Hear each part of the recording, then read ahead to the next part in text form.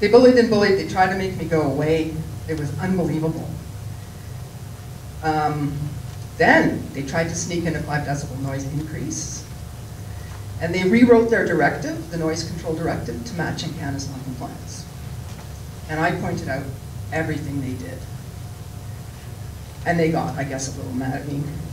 Some press called the ERCB, some Americans called the ERCB, because they said, if you put the noise up, they'll put the noise up in America. No, no, no. So what did I get? Did I get noise abatement? No. I got banished.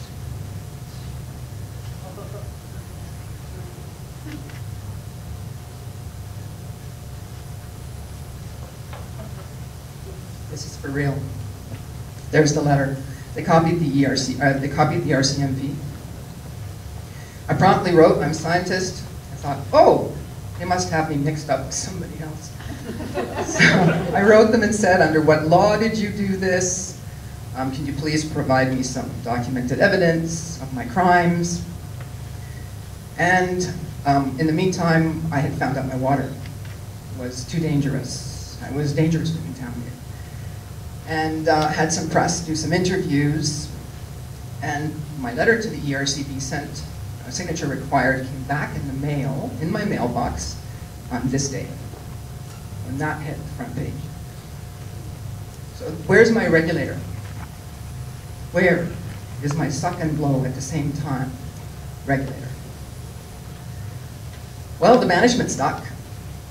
They wouldn't write me back. The most terrifying thing I ever went through so far in my life was meeting an ERCB lawyer about my banishment. And they were trying to get the evidence to fit the crime 6 months after the fact. McCarthy, like red baiting, was terrified. Terrified. And my big question now, all these years later, because that was 2006, if nature is to blame, because you guys have probably heard in the news, Renner, everybody, oh no, no, nature caused the contamination in Rosebud, Wetaskiwin. We don't hear much about the Bruce Jack situation, that was Spirit River, Pinoka. There's lots of contamination cases in Alberta. Nature caused it, all of them. But if nature's to blame, why are they interrogating me? Why ask me what it'll take to leave the province? I said to the lawyer, if you guys at the regulator start to do your jobs, I will gladly leave this place. And I'll stay out forever. And then they told me that if I stopped talking to the press, maybe I'll get energy regulation. That's some regulator. Traffic. Road damage. I can't even go into road damage, there isn't time. But our roads were newly paved before the frackers came, and the roads disintegrated. They repaved them. Guess who paid for it? Speeding. Industrial traffic. We're a tiny hamlet, 30 kilometers an hour. It's most of the little hamlet's the playground zone. The industrial traffic was flying through the intersection. They were going so fast they couldn't even make the 90-degree bend in the highway. People's vehicles were hit. Little 80-year-old patrons to the theater were having to scuttle really quickly out of the way. So we protested, and Encana gave a traffic survey. And these are the results. Nearly 80% of the 76 industrial vehicles were speeding.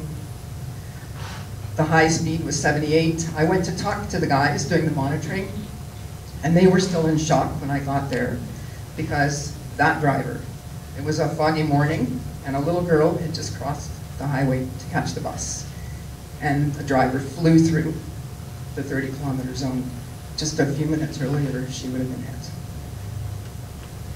So I thought, this is not good. I'm a preventative kind of a person. I believe in mitigation. Let's assess. I called the RCMP. Said, we have a problem here. And maybe if a few of you just came out and did a little monitoring, they would slow down.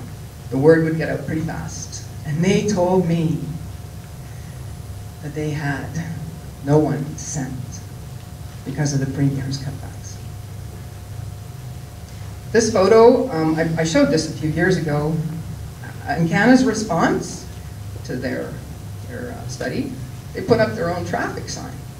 Well, I don't know, when I go places, whatever country, I heed the laws of the land and I watch the signs. I don't need to bring my own signs with me. After I went public with this, in a presentation, wow, that sign vanished really quickly. There's the playground that's right near the highway.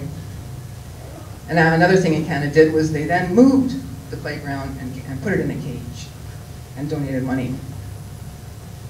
And the other thing they do, I hate these things. You'll probably start seeing them in your community. I just hate them. Again, a respectful driver, a safe driver, doesn't need to get a great big billboard to tell them to be respectful. We're taught that. I think they ruin the charm of rural communities, our beautiful ones. They industrialize them. They take away the community's ownership, and like an alpha male wolf, mark them as their own. And the best part of this, I think, the worst part, is that it gives the corporation free advertising. We shouldn't stand for this. Secrets and lies. Me and Canna Landman. So I work in the patch.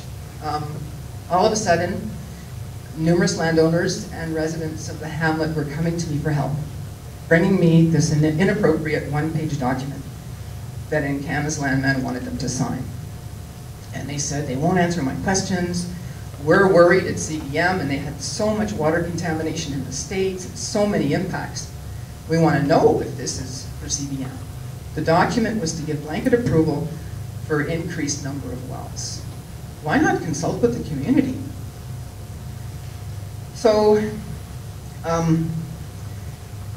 I want to point out, I'll point this out a few times, this is August 2004, and Canada had already fractured directly into our drinking water aquifers in secret.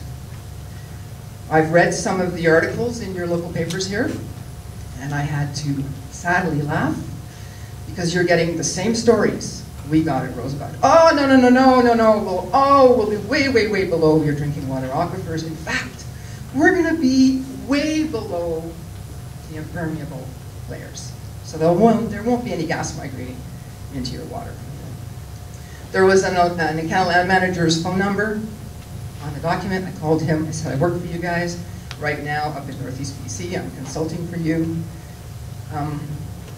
You need to consult with the people.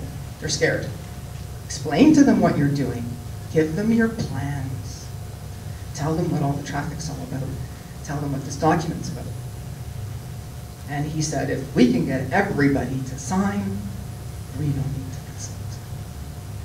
I was aghast. So I continued talking to him, and he finally agreed to an open house. But a few days later, the same people coming for help before came for help again, and they said, geez, Jessica, you do shit work. That Encana manager, they've sent the same landman back with the same document, refusing our questions again. So I went for a long walk with my dogs, and I knew I was opening the gates to hell. But I realized I could not work for this company anymore. How could I ethically consult for them in a community in BC when they were lying to my community? So I resigned in writing.